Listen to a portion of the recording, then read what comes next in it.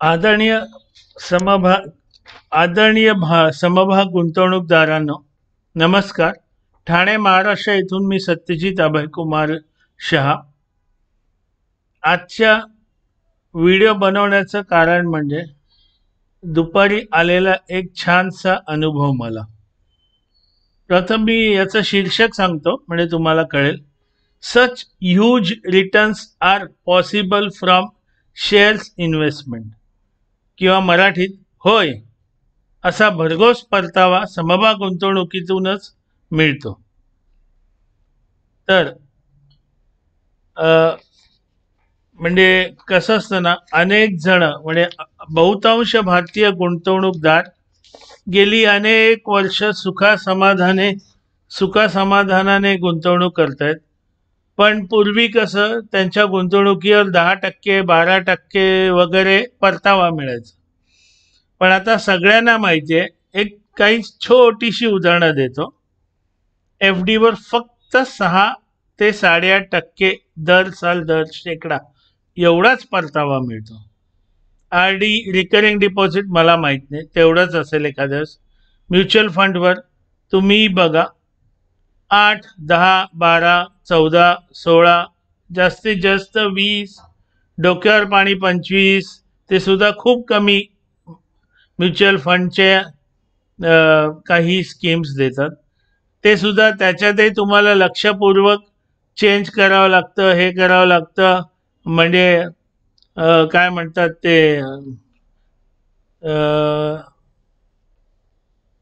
Small कॅपचं mid कॅपचं large cap वगैरे असं करून मग ते करता येतं. म्हणजे त्याच्यातही भरपूर अभ्यास करावा लागतो. सोने, त्याच्यानंतर रिअल इस्टेट म्हणजे जागा, चांदी, याविषयी मला बोलायचं नाही आहे. कारण मागे मी अनेकदा बोललोय, खाजगीत अनेकांना सांगितलंय आणि अनेकांना पटलंय. पहिलं तर लक्षात घ्या, तुम्ही जेव्हा आपण पहिल्या किंवा दुसऱ्या जे झालेलं कोरोनामध्ये जे काय म्हणतात लॉकडाऊन झालेलं, त्यात तुम्ही ना FD मोडू शकत होता, ना RD मोडू शकत होता, ना सोनं विकू शकत होता, ना जागा विकू शकत होतात, काहीही करू शकत नव्हतात. अनेकांनी मला वाईट दुःख होतं सांगायला, भाजी विकली, काय काय केलं. म्हणजे जे पांढऱ्या कॉलरचे म्हणजे ज्याला व्हाईट कॉलर्ड म्हणतात, का तर त्यांच्याकडे अशा काही गुंतवणुकी नव्हत्याच की ज्या कामाला उपयोगी पडतील. आणि गंमत म्हणजे अशा वेळेला फक्त ज्यांची समभागात गुंतवणूक होती त्यांनाच खर्चाला वगैरे उपयोगाला पैसे पडलेत. आणि आत्तापर्यंत असं पसरवत जात होतं की म्हणे लिक्विडिटी शेअर्समध्ये अजिबात नाहीये. सगळं खोटं. लोकांना एक असं जे डोक्यात घालायचं, माझ्या अंदाजाने अंदाजे 85 ते 90% भारतीय हे समभाग गुंतवणुकीविषयी अज्ञान आहेत. मला कोणीतरी बोलता बोलता म्हणालं की सत्यजित, तू एवढं गेले 5-6 वर्ष अज्ञानातून लोकांना ज्ञानाकडे नेण्याचा प्रयत्न करतोय, हे तर तुझा म्हणे भारत सरकारने सत्कार करायला पाहिजे. हे असं कोणी केलेलं नाहीये. असो, ते माझी लाल करायची मला गरज नाहीये. तर आपल्या माहितीसाठी सांगतो की गोल्ड, सिल्वर आणि सेन्सेक्स या शीर्षकाचे मी एक माहिती अहवाल माझ्या व्हॉट्सअपच्या स्टेटसवर काही दिवसांपूर्वी टाकला होता. तो आज दुपारीही मुद्दाम टाकला आहे. ज्या लोकांचे कॉन्टॅक्ट नंबर्स माझ्या यादीत असतील त्यांना ते स्टेटस बघता येईल. नसेल तरी या व्हिडिओच्या डिस्क्रिप्शनमध्ये माझे कॉन्टॅक्ट नंबर दिले आहेत. तुम्ही तुमचं नाव, संपूर्ण नाव, कुठे राहता आणि व्हॉट्सअप कॉन्टॅक्ट यादीत टाका. असं मला व्हॉट्सअप करा, म्हणजे मी ते सेव्ह करेल. म्हणजे तुम्हाला ते माझे सगळे बघता येतील याच्या पुढचे. आणि याच्यापूर्वी बहुतेक 1 महिन्यांपूर्वी मी mutual fund versus equity investment या शीर्षकाचा एक व्हिडिओ देखील टाकला होता. कालच्या व्हिडिओत मी उल्लेख केला की मी टाकीन म्हणून, पण नंतर मी जाऊन बघितल्यावर मी याचा व्हिडिओ टाकलाय. तर कृपा करून तो व्हिडिओ पहा आणि जमलं तर मी उद्या परवा तो माझ्या स्टेटसला पण फॉरवर्ड करेन. असो, महत्त्वाचं म्हणजे काय, अज्ञानापायी बहुसंख्य भारतीय गुंतवणूकदार पीस मिल रिटर्न्स हा माझा आवडता शब्द आहे, म्हणजे दर शेकडा अगदी नगण्य प्रमाणात त्यांच्या गुंतवणुकीवर परतावा मिळवतात आणि हळूहळू त्यांची मुद्दल घटत जाते वर्षानुवर्षे, कारण खर्च भयंकर आणि गुंतवणुकीपासून उत्पन्न एवढंच. खरं तर अज्ञानात सुख असतं असं म्हणतात, पण या ठिकाणी गुंतवणुकीबाबतच्या अज्ञानाने हातातील मुद्दल देखील घटत जाते. याकडे अनेकांचं नाही, सगळ्यांचंच दुर्लक्ष होत जात आहे. आणि गंमत म्हणजे हवा त्या वेळेला स्वतःचा पैसा मिळत नाही वापरायला. मग काय फायदा हो? मी खूप शांत आहे, मी समाधानी आहे, मी अल्पसंतुष्टी आहे, मी 5%वर मी घर चालवतो. अरे याला काही अर्थ नसतो, म्हणजे याला काही अर्थ नसतो. अशा अज्ञानी भारतीय गुंतवणूकदारांसाठी एक उदाहरण देतोय मी आत्ता. एका अबकड नावाच्या आस्थापनेचे समभाग मी स्वतः मार्च 2025च्या दुसऱ्या आठवड्यात घेतले होते. तेव्हा अंदाजे किंमत 7,239.35 होती. आज तर मला आनंदाचा एवढा धक्का बसलाय की माझा रक्तदाब वाढलाय. माझ्या कार्यालयात लोक घाबरत होते. आजचा भाव बघून मी ज्या प्रकाराने उड्या मारत होतो, आजचा भाव त्याच समभागाचा जो मी 7,239.35, ठीक आहे, मी 7,240 म्हणतो, आजचा भाव तो ऑल टाइम हाय 21,990 ला गेलाय.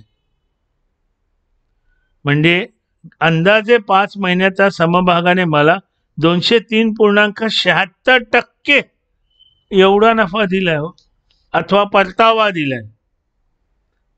आता त्या समभागाविषयी जरा डीप अनालिसिस म्हणजे अगदी खोलातील विश्लेषण आहे का. आज एका दिवसात त्याने 6.18% परतावा दिला. 5 दिवसात त्याने 10.37%, एका महिन्यात 27.21%, 6 महिन्यात 215.04% आणि YTD म्हणजे इयर टिल डेट म्हणजेच 1 जानेवारी 2025 ते आज पर्यंत 230.19%. आदरणीय, वंदनीय, माननीय गुंतवणूकदारांनो, खरं सांगा, स्वतःच्या मनाला सांगा, मला नका सांगू. कारण भारतात लोकांना त्यांची चूक कबूल करायला आवडत नाही. तो भारतात एक सत्यजित नावाचा मूर्ख प्राणी बसलाय जो स्वतःच्या चुका कबूल करतो. कारण मला पुढं जायचंय, मला चुका लपवून तसं नाही बसायचं की आपले जे कोणी गुंतवणुकीच्या आपल्या योजना असतात, त्यांनी कधीतरी एवढा परतावा दिलाय. 6 महिने, माझे तर 5 महिन्यात 203.76%, 5च महिन्यात दिलाय कधी. आता म्हणजे तुम्ही खरं सांगा, तुम्ही स्वतःला सांगा, मग चेहरा आरशात बघा की तुम्ही किती उत्कृष्ट गुंतवणूकदार आहात हे तुम्हाला कळेल. आता गुंतवणूकदार मगाशी सांगितलं ते माझं उदाहरण. गुंतवणूकदार गुंतवणूक किती केली त्याच समभागात 60,310.96. नफा किती माहिती आहे तुम्हाला? 1,11,969.04, म्हणजे 86.2%, फक्त 4 ते 4.5 महिन्यात. आता गुंतवणूकदार गुंतवणूक 99,397 आणि नफा अंदाजे 1,12,259.40, 165.4 नफा, 165.4% नफा, ते सुद्धा अंदाजे 4 ते 5 महिन्यात.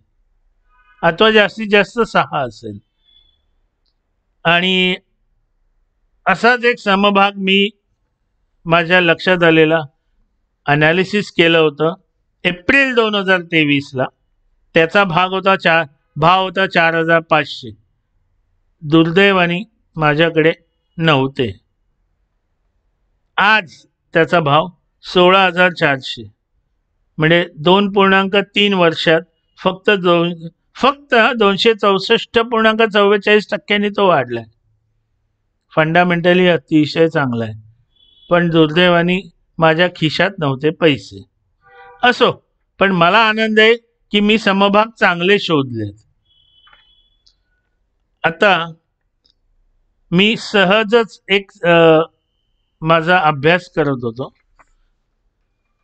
आता गेल्या 5-6 वर्षात मी जे काही स्टेटस वगैरे टाकलेत, म्हणजे ELMच्या अंतर्गत, म्हणजे इक्विटी लिटरसी मिशन, म्हणजे जे मी बहुसंख्य भारतीयांना अज्ञानातून ज्ञानाकडे आणण्याचा प्रयत्न करतोय.